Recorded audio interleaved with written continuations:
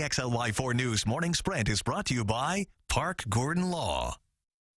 It is 6:52. Time to get you ready for your Wednesday with the Morning Sprint. Mark Peterson says today will be a beautiful and sunny spring day. But first, we go to Kelsey Morgan, continuing our coverage on that hours-long search for a Spokane Valley boy who was kidnapped by his own father. Well, an Amber Alert for that 5-year-old child was sent to 3 states yesterday morning. Deputies say his father broke into a Spokane Valley home around 5 a.m., stabbed his mother, and took off with the child. They were tracked to the town of St. John, a rural area about an hour and a half to the south. The father and child were found barricaded inside a home. Around 3 in the afternoon, negotiators were able to get the father, Justin Robinson, to safely release his child. Robertson, though, remained in the home for hours. The SWAT team went in around 6 o'clock in the evening when they lost contact with him. Inside, they found him dead. Deputies believe he shot himself. Their goal was to try to get him to surrender himself peacefully, and unfortunately that didn't happen. The 5-year-old boy was not hurt. His mother was seriously injured in the stabbing, but she is expected to survive. The Spokane County Sheriff's Office is now thanking the community and the dozens of first responders who joined the search for the child and helped bring him home safe.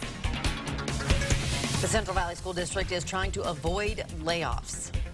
And we are looking at our district differently than what some of the other districts have, and at this time we're working on the attrition and the non-renewal of provisional employees.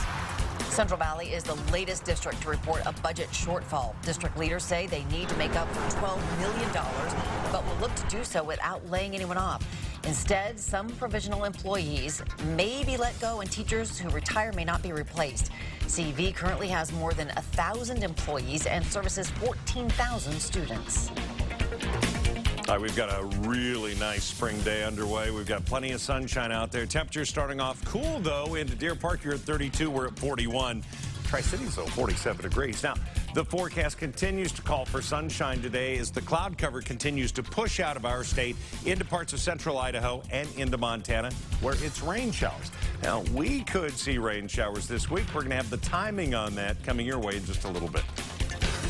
Well, Washington's governor has signed off on a new law which requires children under 12 and children who are shorter than 4'9" to sit in booster seats so seatbelts can fit them properly. It also requires all children under 13 to sit in the back seat and all children under 2 to remain in a rear-facing car seat. Starting on January 1st, you could get a $136 ticket if you're found not following the rules. Buses for hire vehicles and certain shuttles are exempt from the new law. Homes near this fiery train derailment in Fort Worth, Texas are being evacuated right now. The Union Pacific freight train was carrying ethanol when it went off the tracks early this morning, prompting a hazmat response. It's not clear yet what caused the crash, but heavy thunderstorms were moving through the area at the time. No injuries have been reported. Those evacuations are just a precaution. The American Lung Association is out with its annual State of the Air report, and it comes with a grim warning. The group says more Americans are breathing polluted air than ever before. According to the report, 4 in 10 Americans live in counties with unhealthy levels of pollution or ozone in the air. The experts say while the U.S. has made progress in cleaning up air pollution, that advancement has slipped since President Trump took office. A live look at the stock market now, opening slightly down this morning after closing yesterday at a record high. Both the S&P 500 and NASDAQ climbed past their all-time highs yesterday as the stock market continues to rally from its December lows. Stocks were driven yesterday by stronger shares in consumer goods, healthcare, and technology. A man died when he crashed his motorcycle in Spokane Valley late yesterday morning. Police say that man was speeding and driving recklessly when he crashed into a truck that was pulling a fifth-wheel trailer. The crash shut down Broadway and Eastern for several hours. The victim's name has not been released. If your child was ever to face a cancer diagnosis, know that you would never be alone on the journey.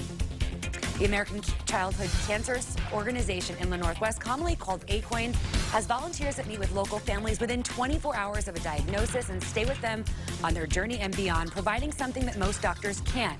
Most of the volunteers have been patients or even had children who have battled cancer.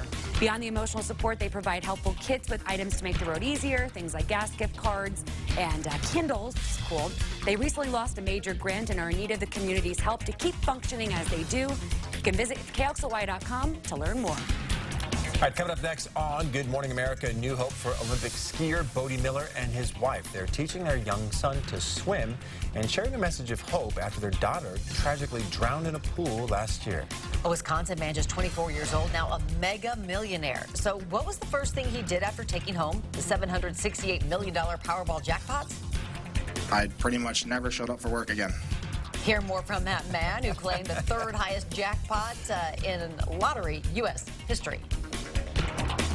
Well, today, a sheriff's deputy who was gunned down in the line of duty about a week and a half ago will be laid to rest.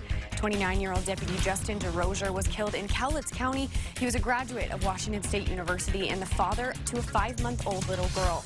At 1 o'clock this afternoon, on the University of Portland's campus, the community will gather to thank Deputy DeRozier for his service and his sacrifice. There will also be 2 venues hosting live streams of the services for those who can't make it to Portland.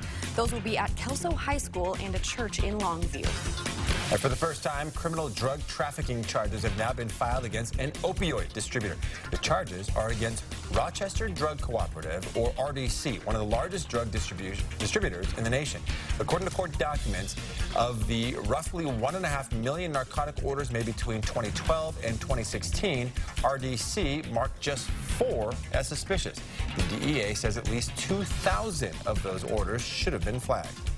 Border Patrol agents found a 3-year-old child alone in a cornfield on the border between Texas and Mexico. Agents say the child was crying and had his name and phone numbers written on his shoes. They're now trying to track down his family, so they tweeted out these photos. Border Patrol believes the boy was part of a larger group of migrants that scattered when confronted by agents. The buzzer beater everyone is talking about this morning. Portland's Damian Lillard nails the cold-blooded 3 to win the series with Oklahoma City 4 games to 1.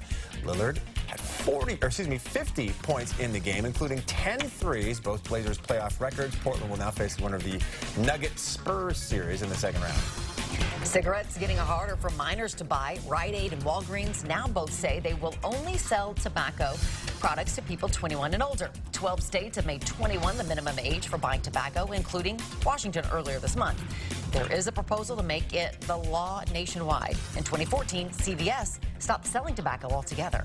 All right, tomorrow on Good Morning Northwest, old chemicals, leftover paint, car fluids. You want to get them out of your garage, but where should they go? Spring cleaning month continues with easy and safe ways to dispose of hazardous waste, straight from the experts at Spokane County Environmental Services.